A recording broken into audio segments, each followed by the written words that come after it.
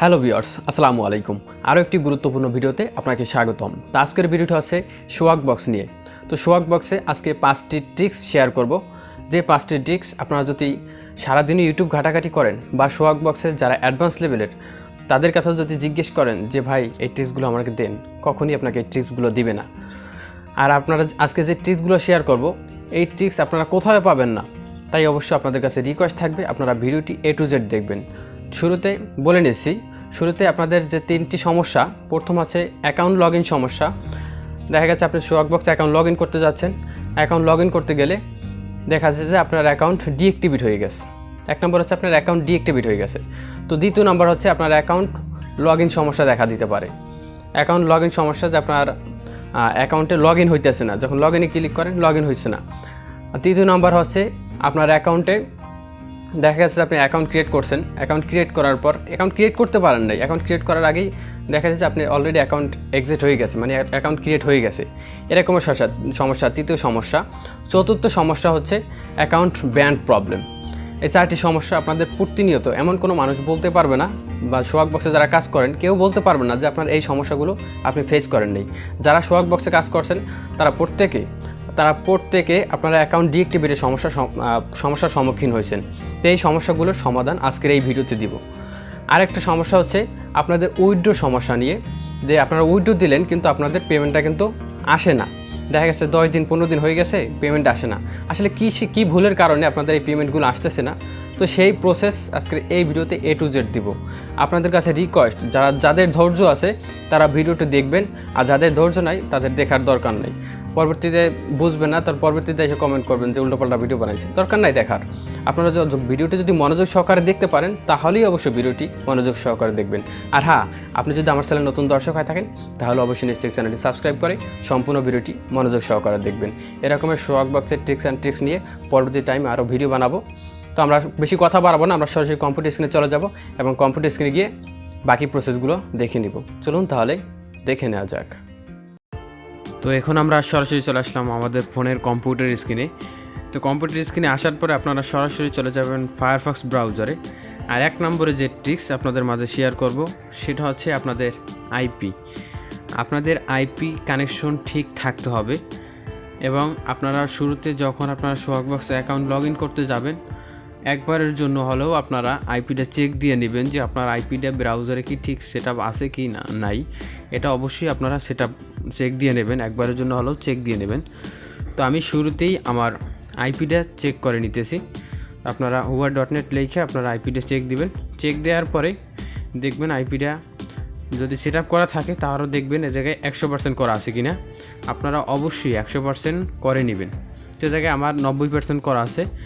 এই জায়গায় আমি যদি একটু নিচের দিকে যাই, নিচের দিকে গেলে জায়গায় দেখতে পাচ্ছেন যে system time difference. So system time ডিফারেন্সের জন্য আমার এই জায়গায় 90% দেখাইতেছে। তো এই জায়গায় আমেরিকা শিকাগো GMT-5 এটা যদি আমি রিটার্ন টাইম থেকে করে নেই তাহলে এটা 100% হয়ে যাবে। আর এটা কীভাবে 100% করতে হয় তারা আপনারা অবশ্যই ভালোভাবে জানেন। তো এটার আপনারা অবশ্যই 100% করে নেবেন এবং আইপির যদি নেট স্পিড ঠিকঠাক থাকে তাহলেই আপনারা অ্যাকাউন্ট লগ ইন করতে যাবেন, তার আগে আপনার অ্যাকাউন্ট লগ ইন করবেন না। এবার আসি আমাদের 2 নম্বর যে ট্রিক্সটি। তো 1 নম্বর ট্রিক্স গেল আপনাদের আইপি নেট স্পিড ঠিকঠাক থাকতে হবে।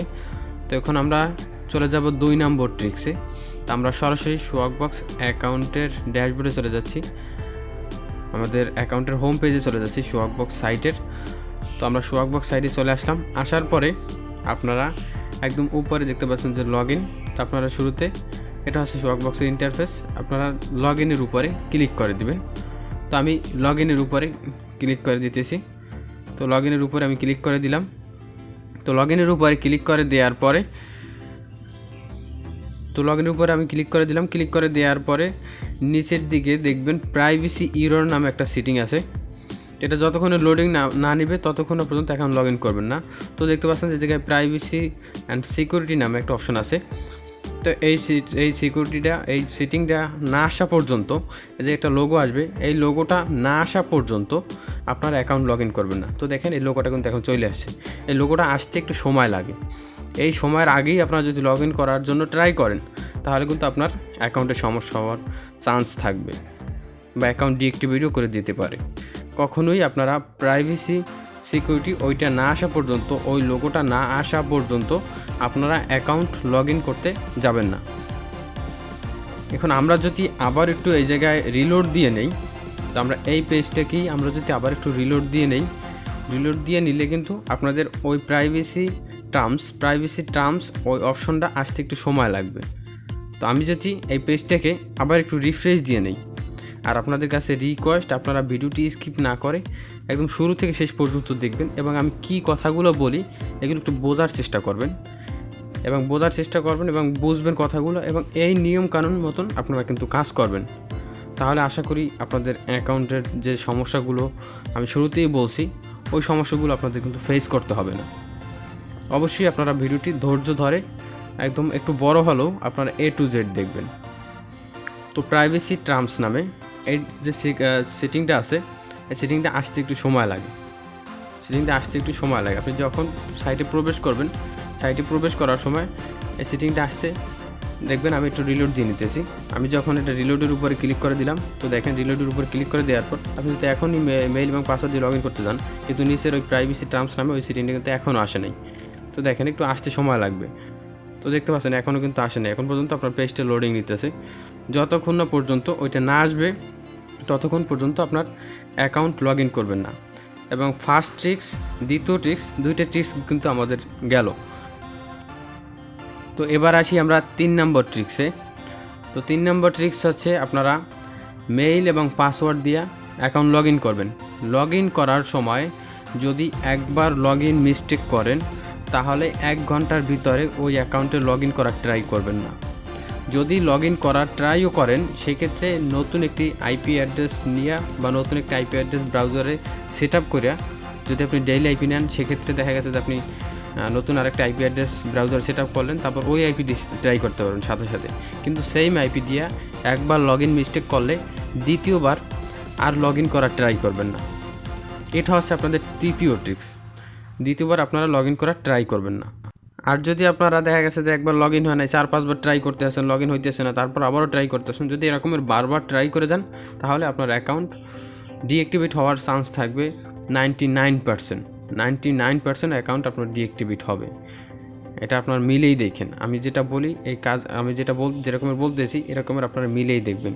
আর আমি যেরকমের বলতেছি এরকমের মনে হয় না যে কেউ বলবে। ঠিক আছে, এবার গেল আমাদের 3 নম্বর ট্রিক্স। তো এবার আসি আমাদের 4 নম্বর ট্রিক্সে।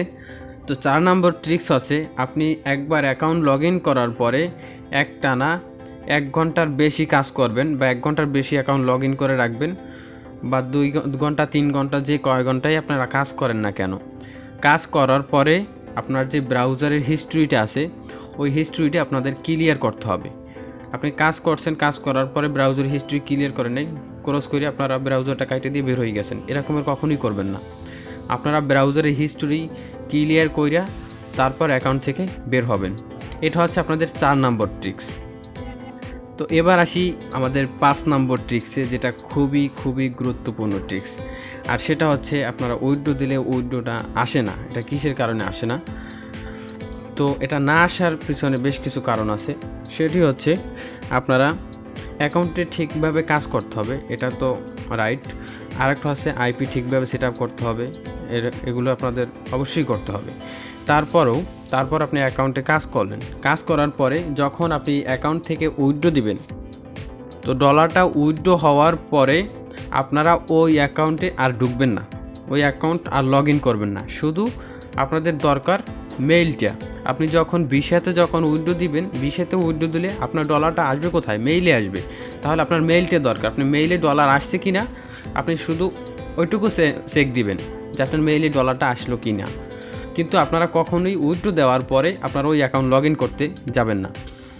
আর যদি আপনারা পার্মানেন্ট নাম্বার নিয়ে কাজ করেন, সেক্ষেত্রে যখন আপনার ডলার আসবে, আপনার মেইলে যখন উইথড্র আসবে, ডলারটা আসবে, আসার পরে তারপর থেকে আপনার ওই অ্যাকাউন্টে আবার কাজ করবেন, লগ ইন করে কাজ করবেন। আর যদি অন টাইমভাবে কাজ করেন, সেক্ষেত্রে তো আপনার একবার উইথড্র, তারপর নতুন অ্যাকাউন্ট করে আবার কাজ করবেন, একবারের বেশি উইথড্র হয় না, যেটা রেগুলার নাম্বার নিলে।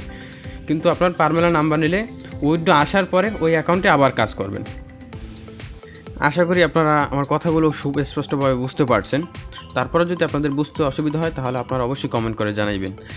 এখন আমি একদম লাস্ট লাস্ট আপনাদেরকে বোনাস ট্রিক্স দিয়ে দেবো, আর সেটি হচ্ছে আপনারা সবসময় চাইবেন জিমেইল দিয়ে অ্যাকাউন্ট ক্রিয়েট করার জন্য।